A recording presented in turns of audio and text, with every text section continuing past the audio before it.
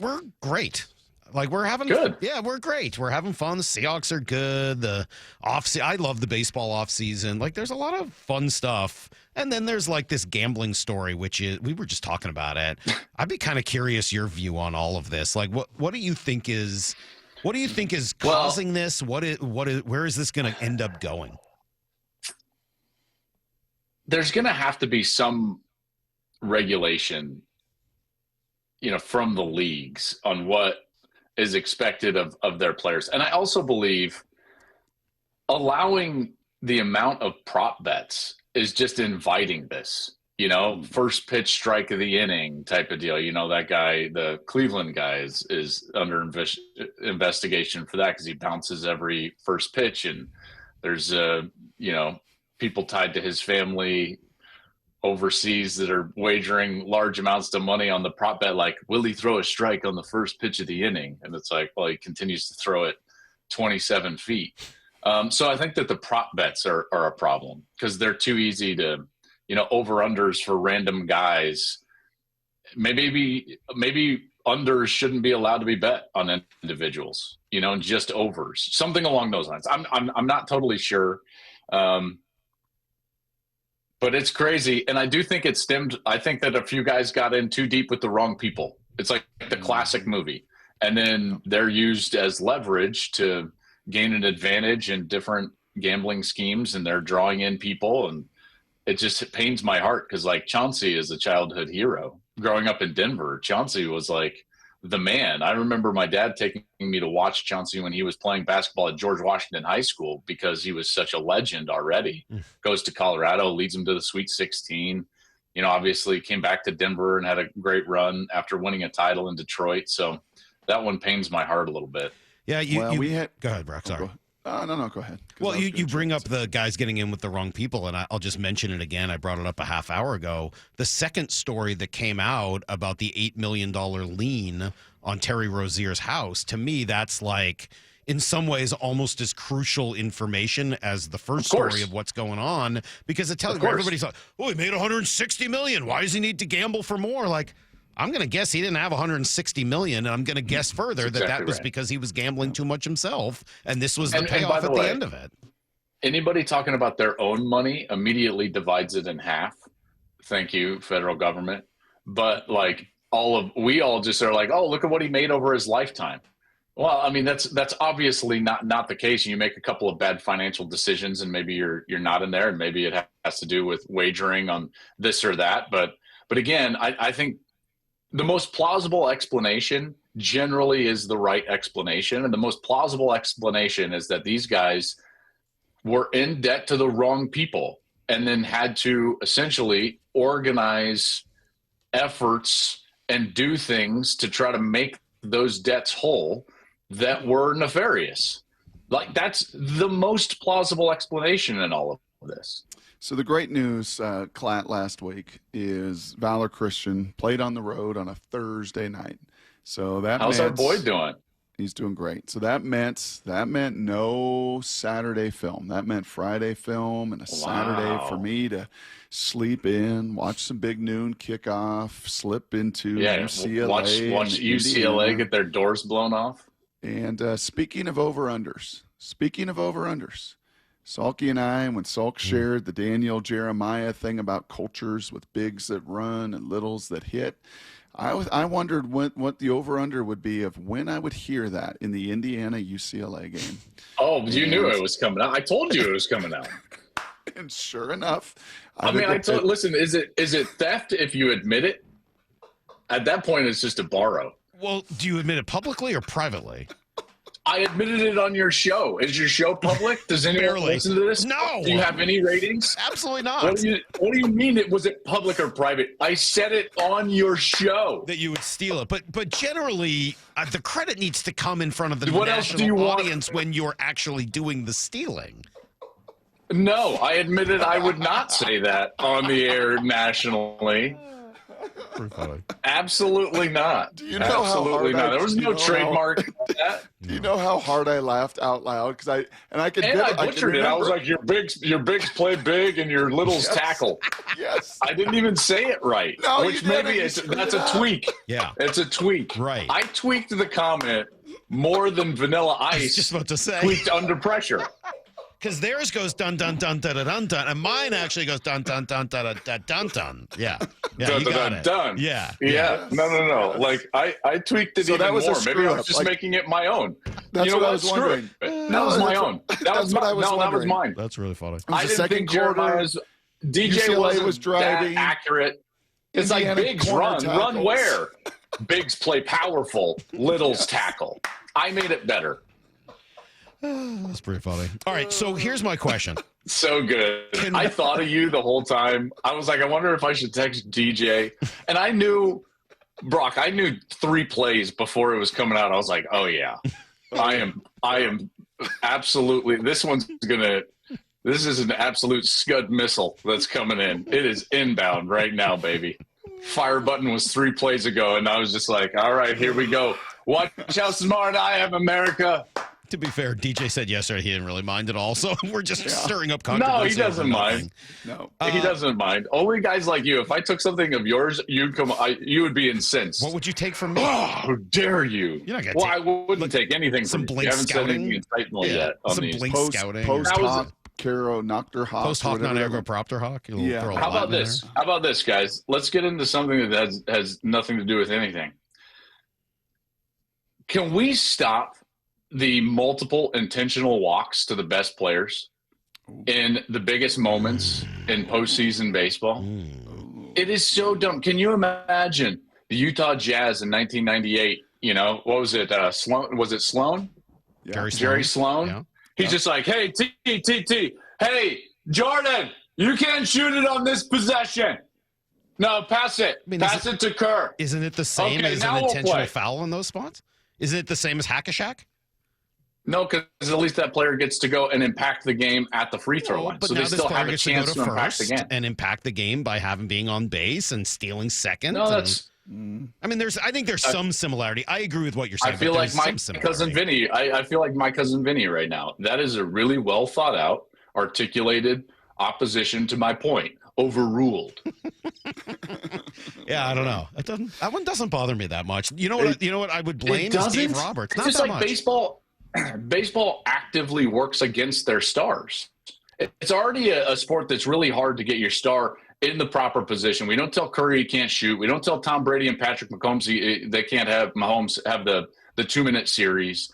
And then in baseball, we're like, hey, and then inevitably the next guy up is like, it was a September call up and just pinch ran in the eighth. For God's sakes. Well, it's Mookie and that, but then there's guys that are in the big positions, and the major note that Joe Davis gave, which was a great note, was like, boy, resurgence in his career after he bought himself a home pitching machine during COVID. And I'm like, what are we doing? Isn't that? I guess I don't know. I'm going to keep disagreeing with you on this one a little because I like that baseball is different from the other sports. Much like you just said, I grant everything you just said. Baseball does sometimes work against its stars. You're absolutely right. It's very well said. It couldn't be more accurate. But I just think there should be a limit. There should be a limit on the number of intentional walks. And here's the reason: the fact that we don't actually pitch the intentional walks doesn't force the pitcher and catcher to actually work. If you can't just stand up and intentional walk or just send them to first, and you've got to actually pitch around them, if there's runners on, there's chance for a pass ball. Yeah. There's all sorts of things that are in baseball and a part of the fabric of baseball that you're removing, and I don't love that. I would be with you if you said get rid of the like let him walk down to first. You actually have to put out your arm and throw it like you used to. No, not even that. Like pitch around him. But they would just throw waste 4 balls. All right. But a pitch count. But that's the thing. A pitch count is a part of the fabric of baseball. True. You know, like getting to the next pitcher, getting to the reliever, getting that guy. Like, and then we're just saying like, oh no, you can minimize your pitch count, and he doesn't get to see. I mean, like it's. Okay, I don't know. enough. Can we talk You're some here- football? we're We got here to to talk talk about some something you football. know about. So let's Yeah. talk some football. Yes. We're gonna Sorry, I just threw that one right in there. That was not nice. Read the bio. Read the bio. Can Hey, one Joel. guard, Joel?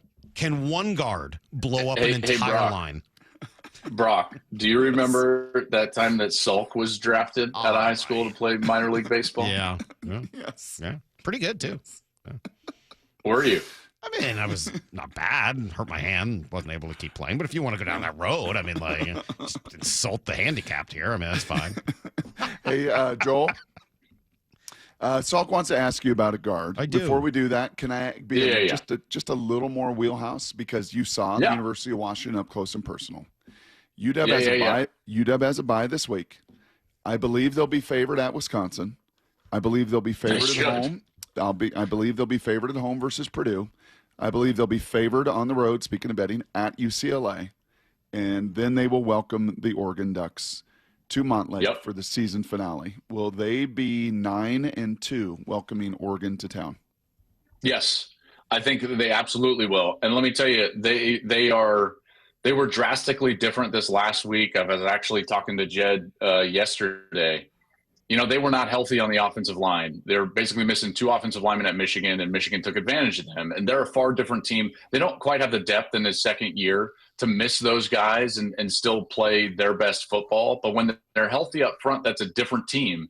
And it's a team that I've loved all the way since preseason. I remember coming on this show in the summertime and saying, hey, guys, like, watch out for Washington. This is a dark horse team in the Big Ten.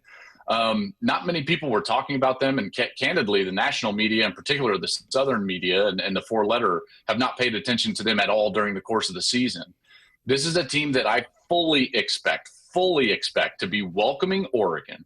They will be 9-2, and a win puts them directly in this clump of teams that are going to be debated upon in the committee room for a college football playoff appearance.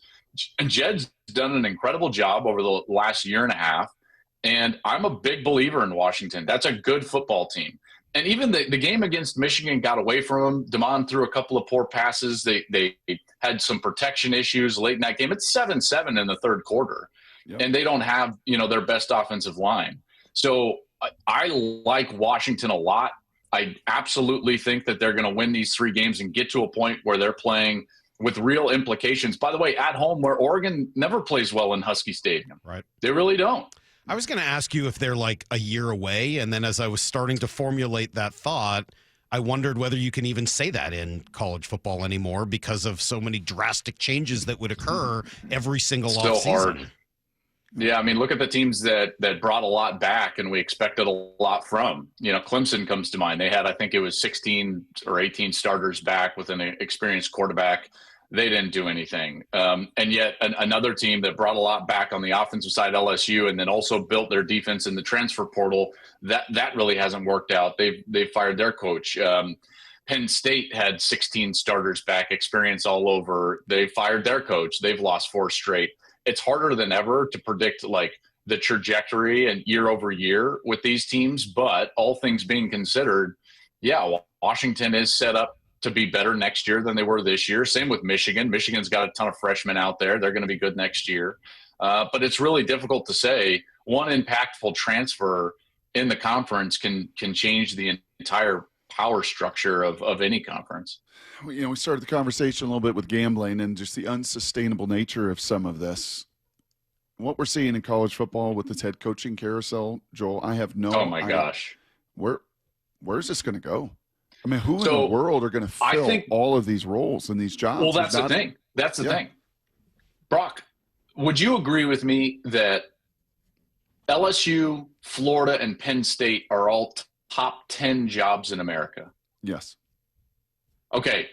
So you could make an argument that this year's cycle is already the best available jobs that we've had at one given time in years, maybe decades. And yet the talent pool is as thin as it's ever been. Yep. Ever been. And because of that, and because of the leverage that these guys have, Lane Kiffin's about to be the highest paid coach in college football just because, even though he hasn't won a championship, whether that's at Ole Miss or LSU, I think he's going to coach at one of those places. Franklin's going to get a huge deal somewhere. I think James Franklin probably fits in a place like Florida that needs stability, and say what you want about his record against top 10 opponents. Franklin gave them a lot of stability in every other sense at Penn State.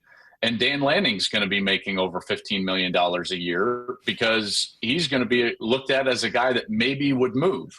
And I don't know if he will or not. I would say it's 60-40, 65-35 that he would stay at Oregon because of the resources that they have. But the other staggering part about this cycle, and this is what blows my mind, is that you're probably going to get a move at Florida State. You're probably going to get a move at Auburn. And that's going to take the pool of dead money, buyout money, from what is already currently before November, $167 million in buyout money. And it's probably going to elevate that to close to $250 million. We're talking about $250 million for coaches not to coach in an era in which every athletic director will tell you around the country that their most needed commodity is financial resources. So when finances are being stretched to their thinnest point through revenue share and a host of other things, we're spending $250 million on coaches to not coach. It's staggering. Kiffin's going to get over a $100 million deal wherever he decides to coach next year. And I don't know what to do about it. Honestly, do you cap coaches' salaries? Do you create a coaches pool for every team? If we're going to have a pseudo cap with revenue share on players, that that percentage of revenue goes to players, shouldn't there be a percentage of revenue that you can hire your coaching staff from? So great, pay your head coach $15 million, but you can't pay your coordinator $4 or $3.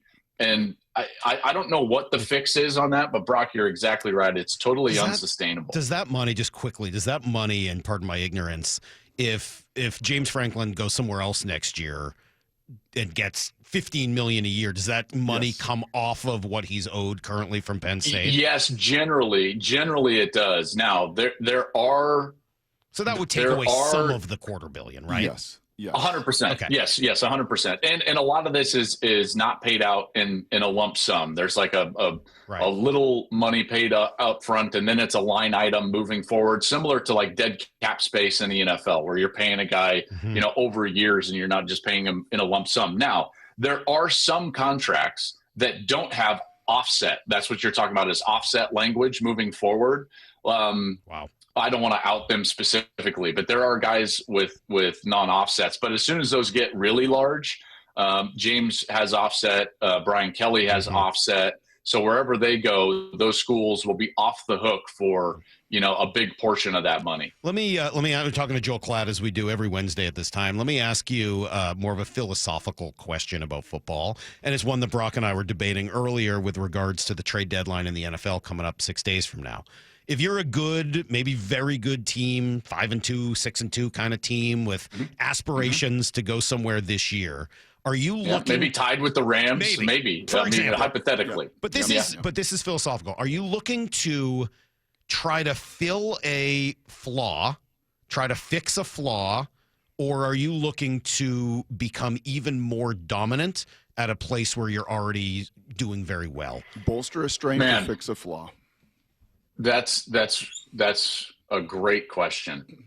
I mean, in a perfect world, you'd love to do both, but if you can only do one, I think that you need to raise the level of your weaknesses. Because in this sport, it's all about matchups. It's all about weaknesses once you get into the playoffs. That's all teams are going to attack, is your weaknesses. So if you can go from average to good somewhere or weak to average somewhere, I think that you've increased the viability of your team in the playoffs more so than just taking a strength and making it stronger. So let me give you the specifics. That would be my philosophical answer. The specifics we were discussing, and it's not necessarily a one or the other, and maybe neither are possible. But if you're the Seahawks, do you look to fix right guard, which has been a problem, and DJ went through a whole thing with Anthony Bradford yesterday after he watched the film? Do you go look for a veteran right guard who you can just plug in and sort of fix that weakness? Or do you say, hey, let's go get Max Crosby or someone along those lines? We've talked about Trey Hendrickson in the past, somebody at that level, and put him on the outside and make this defense, which is top 5, whatever it is you want to call it, make it top 2, top 3, one of the very best out there, and get those third down sacks with another serious star-like player at a very important position. So, I mean, I love this type of debate. It's a great question. Hopefully I get this right. I'm going all the way back. This is 25 years back to like economics class, but the benefit you get, from taking a weakness and making it better, I think is a bigger return on investment than taking a strength and making it marginally better. And so you improve your team more so by improving a weakness than you do by taking something, because you're looking for like a percentage point up there at the top end if you go and try to improve a strength. Now, can it become dominant? Maybe. And maybe you can say you're tipping the overall quality of your team. That's certainly an argument. I would suggest that the return on investment and the margin of improvement for your team is greater when you're improving your weaknesses because of the nature of the sport and specifically how teams attack. So I would go guard and say like, hey, if we become better at guard and we can run the football more, play more complementary football, we can protect our passer a little bit better, we're going to improve ourselves to a more substantial margin than just getting a Max Crosby. It's kind of what you tried to do, right? When you said the bigs are big and the littles tackle, like you tried to improve upon DJ's thing, and then I thought that it was marginal improvement. I took the weakest part of the comment and tried to strengthen it. Smart. The best part of the comment was littles tackling in space is the one thing I think no one talks about, and it's probably the constant of every great defense that we've ever seen is that tackling in space on the perimeter, your little's got to tackle. The no-fly zone did it. The Legion of Boom did it. Yeah. Right. Yeah. I think everybody talks about the big guys, but I think that's a very astute point. So way to go. I was looking for more return on investment when I threw it out as my own to the nation. It's very impressive. Yeah. Joel, thank you. A great half hour as always. Thanks for hanging out with us. We'll do it again next week. Yeah. And you got what, Ohio State, Penn State this week? Yeah, I got to go check on my apartment in Columbus. It's I haven't been there in a while. See you, Joel. There goes Joel Klatt. He joins us every week.